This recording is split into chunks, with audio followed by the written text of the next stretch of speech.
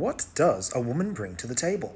At first glance, this question seems a little confrontational, because there can be an underlying connotation that would suggest that she doesn't bring anything to the table. But a thought just struck me in a way that I feel like I can convey the true answer to that question. And it actually does support the traditional gender roles. A woman, by nature, amplifies a man's life. She makes his life 10 times better. However, she could also make it 10 times worse.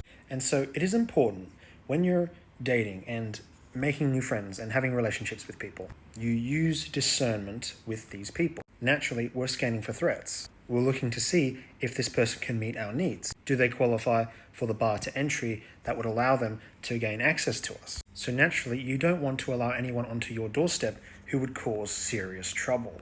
And so this is why rejection is a thing. Because what happens in a few split seconds of someone's mind, they will categorize you instantly into a box. And that box could be, I see you as a friend, nothing more. That box could be, I see you as a threat, stay away from me. That box could be, I have a sudden compulsion to be attracted towards you. I don't know what to do. And to put yourself into one of these boxes, you would need to do something that would cause them to see you that way. So obviously, if you appear threatening, you're judgmental, you're accusatory, you make assumptions, that person is obviously going to want to pull away. If you're kind of neutral, you're not particularly interesting, you're placid, then the person is not really going to be interested in hanging around. If you're romantic, sexually stimulating, emotionally exciting, they might even still pull away because they actually like you that much. This goes for both sexes. I have an analogy as well, in case you're wondering how do you switch boxes. And my analogy is this. You have your own mother, right? And now you know what it's like to hide behind the door, and then when she's walking from behind the door, you jump out and you scare her, and then she freaks out. You literally created that emotion in the other party. You stimulated their emotions. It is the same with any other interaction. You can consciously do this. You have to change from being seen as a rabbit to a duck. Look that analogy up, the duck and rabbit analogy. That is how you switch boxes in someone's mind. Now, in terms of a woman amplifying a man's life by 10x, this is her natural God-given gift. This is in her natural feminine nature. To try and take that away from her is when your life as a man becomes 10 times worse. When you assign her to all the masculine roles, when you dismiss her, when you pressure her for sex, when you expect things from her like she's just supposed to do all these things for you because that's her role. Her role isn't something that she's supposed to be obligated to giving. It's not something that you can take or make her do. If she's going to fulfill the role of making a man's life 10 times better, she's going to do that at her own discretion.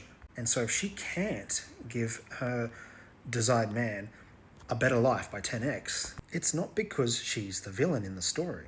It's because she doesn't know that she can. And the only way for her to know that if she can is that if she has been provided with the proper environment that allows her to do that. And this instinct will naturally wake up in her. But if this environment, these conditions are taken from her and that she is disallowed from accessing that, then she may struggle to access this part of herself, to amplify her own life and the life of her partner. And if she is villainized for not being able to access this part of her, that's when she can make someone's life 10 times worse. So instead of debating that men are all like this and women are all like that, when you find a suitable love interest or partner, focus your attention on the things about them that make your life better, and focus your attention on where you can make their life better. Because where you focus your attention is what grows, is what amplifies, is what comes into fruition.